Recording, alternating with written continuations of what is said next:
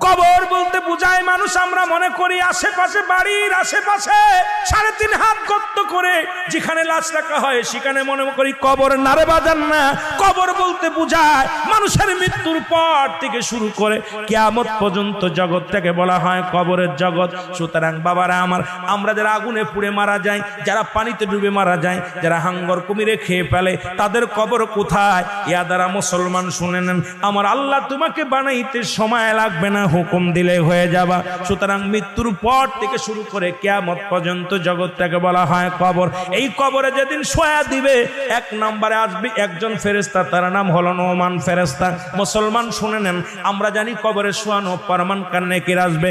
এই ভাইরা আমার, মুনকার নেকির আসার আগে নোমান ফেরেশতা আসবে, কবরে ঢুকে যাবে। সব মুসলমান ডাকতে বলবে, ভাই ওঠো, তোমার ভিতরে রূহটা দেয়া হলো। আজরাইল সাল্লাম রূহটা বাইর করেছে, আমার আল্লাহ তোমাকে জানটা দিয়েছিল, এটা কবজ করেছে। এখন আমি তোমার দুজন কেরামন কাতিবিন, দুপাশে দুজন ফেরেশতা ছিল, তারা তোমার আমলনামাটা লিখে রাখছে, ভালো মন্দ সব লিখে রাখছে। এখন তোমার হিসাব হবে, 2টা কাগজ থাকবে নোমান ফেরেশতার হাতের মধ্যে, একটা হলো নেকির কাগজ, একটা হলো বদির কাগজ। এইবার হাতের মধ্যে দিবে, ভাইরে তুমি লেখো, এই তোমার আমলনামাটা লেখো।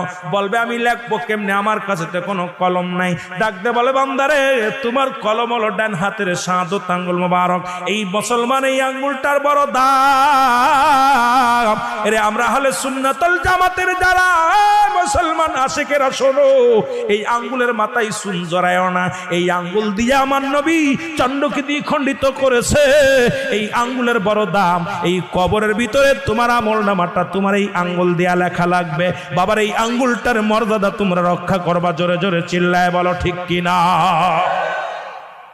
এবার ফেরেশতা ডাকতে, নোমান ফেরেশতা ডাকতে বলবে, এ বান্দা, এই ডানাতের শাহাদত আঙ্গুল মুবারক হলো তোমার কলম। বান্দা বলবে, আমি কলম পাইলাম, কালি তো নাই। বলবে, কালি তোমার মুখের থুতু মুবারক। জোরে বল আল্লাহু আকবার। এই মুখের থুতু মুবারক তোমার কালি। আমি আপনাদের 2টি পায়ে ধরে বলে যাই, এই মুখ দিয়ে গাজায় টান দিস না, এই মুখ দিয়ে মদে টান দিস না, এই মুখ দিয়ে বিড়ি সিগারেট খাস না, এই মুখ দিয়ে কাউকে গালি দিস না। এই মুখটারে পবিত্র রাখ। মায়ের গর্ভে যখন ছিলাম, মায়ের নাভির সঙ্গে তোমার নাভিটা জুড়াইয়া দিছে, কারণ এই মুখ দিয়ে আমার নবীর দুরূদ পড়বা, এই মুখ দিয়ে কোরআন পড়বা, এই মুখ দিয়ে আল্লাহর জিকির করবা।